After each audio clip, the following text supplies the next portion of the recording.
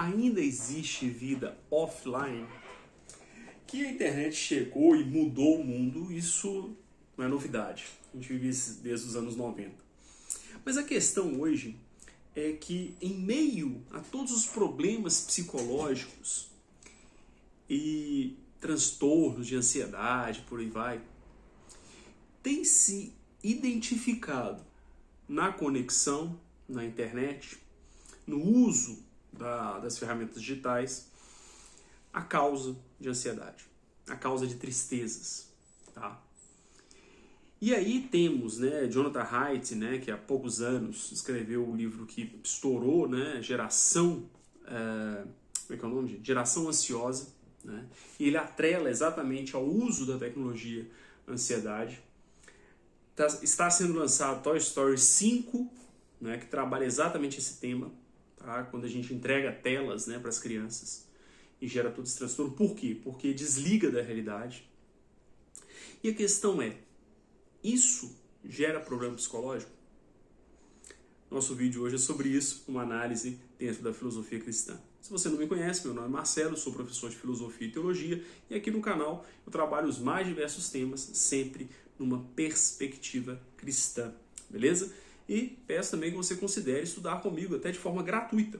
No primeiro link da descrição você se inscreve e recebe os links de aulas exclusivas, não são aulas públicas, tá? A reprise às vezes eu publico a reprise, mas a aula ao vivo é sempre exclusiva para quem está inscrito, beleza? É uma forma aí de honrar, quem me dá o privilégio da atenção, beleza? Então a aula ao vivo, para você tirar a dúvida, é sempre exclusiva, ok? Então no primeiro link da descrição, clica lá, se inscreve que você vai receber os links das nossas aulas de filosofia cristã, tudo bem?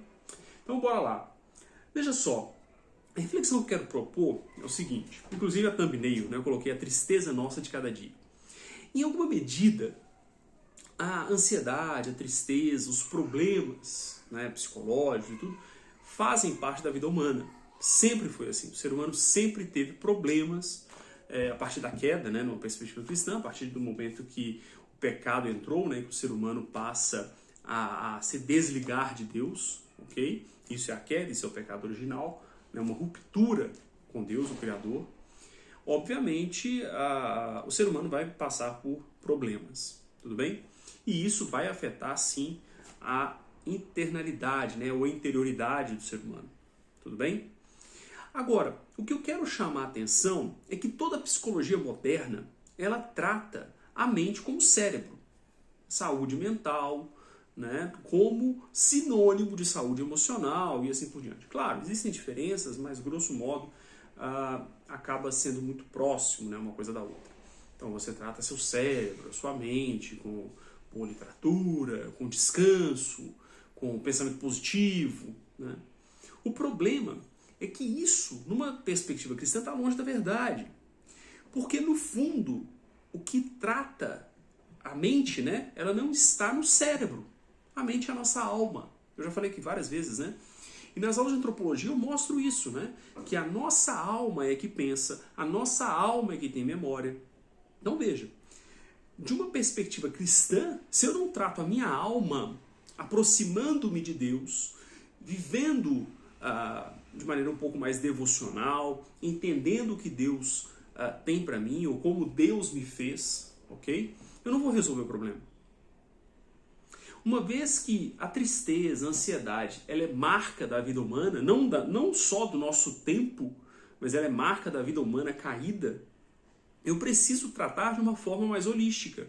E se eu entendo que as emoções e a mente estão unicamente no cérebro, em uma questão biológica, eu não vou tratar de maneira correta a minha alma. Até porque eu praticamente ignoro a existência da alma.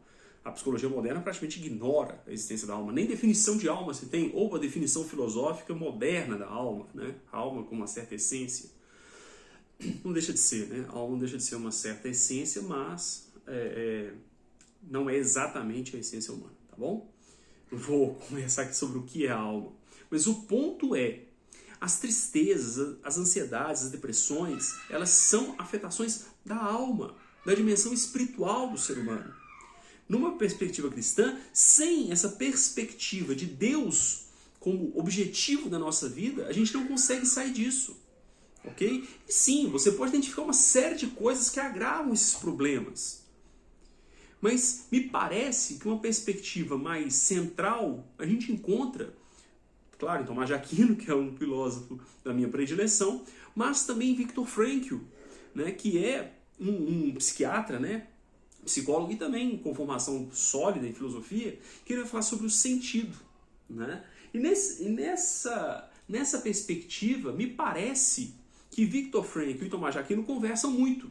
Porque Tomás de Aquino vai dizer, olha, o ser humano ele tem um desejo pelo bem. O que acontece é que o ser humano nem sempre consegue discernir esse bem. E o bem último é Deus. E Viktor Frankl vai falar que o ser humano tem uma vontade de sentido. Né? Tomás de Aquino vai dizer que o ser humano, a vontade do ser humano, ela tende ao bem, né? E Viktor Frankl vai falar que a vontade do ser humano, ela precisa de sentido, precisa de um porquê. Porquê viver, um porquê fazer as coisas. Né?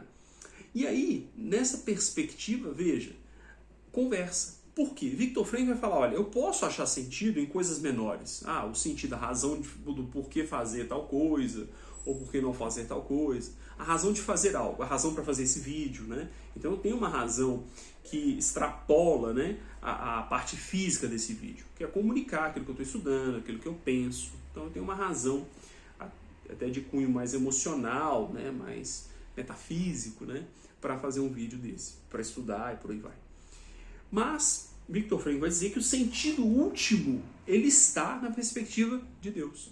Viktor Frankl é um judeu, né, não é um cristão, ele é um judeu. Então está o quê? No bem supremo, assim como Tomás de Aquino vai dizer. Ok?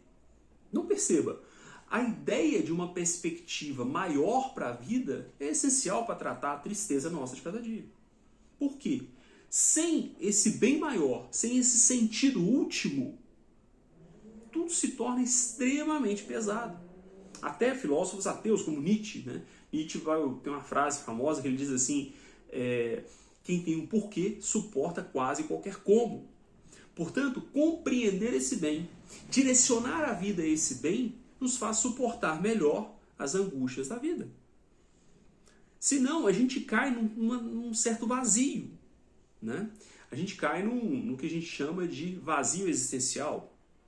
Okay? O que eu trato, né, no meu trabalho acadêmico hoje, que é o niilismo ético. Né? Então você tem um vazio, você não tem uma razão para fazer as coisas. Beleza? Então veja, com tela ou sem tela, a gente precisa ter um objetivo.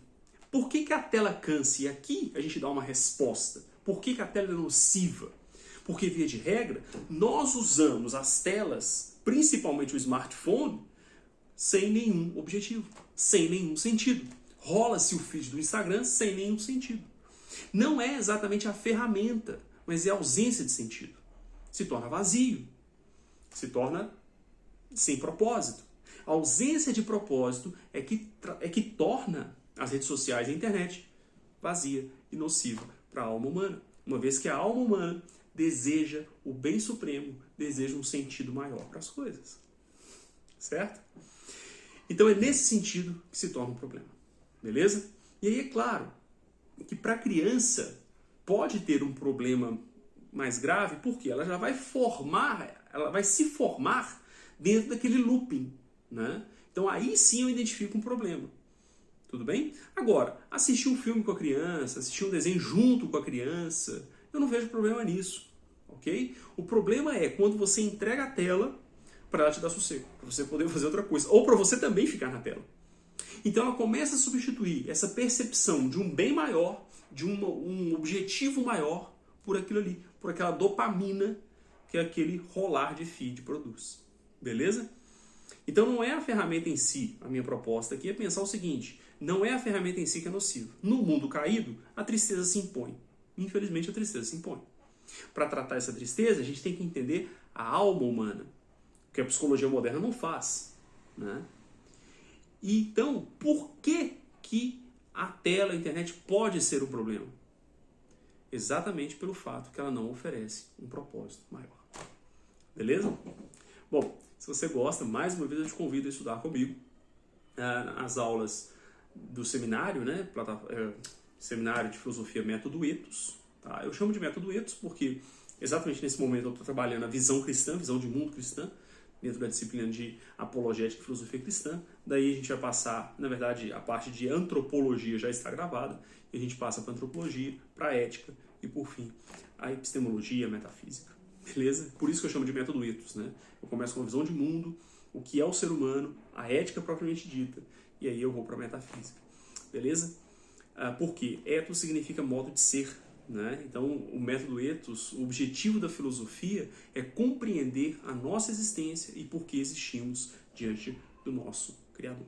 Por isso o método Ethos. Tranquilo? Então eu te convido a participar das aulas. Nas aulas eu não vou vender nada, tá? Vou apenas apresentar as aulas para você. E é claro que, sim, tem a plataforma Ethos que eu apresento aqui nos vídeos e também em momentos específicos que eu convido, né, quem está inscrito a participar. Beleza? Então é isso. Deus abençoe você, Deus abençoe sua família. Curte, comente, se inscreva, compartilhe o nosso conteúdo e acesse aí para ser nosso aluno de forma gratuita. Acesse também a plataforma Ethos caso queira assinar algum dos nossos cursos. Beleza? Até a próxima. Deus abençoe.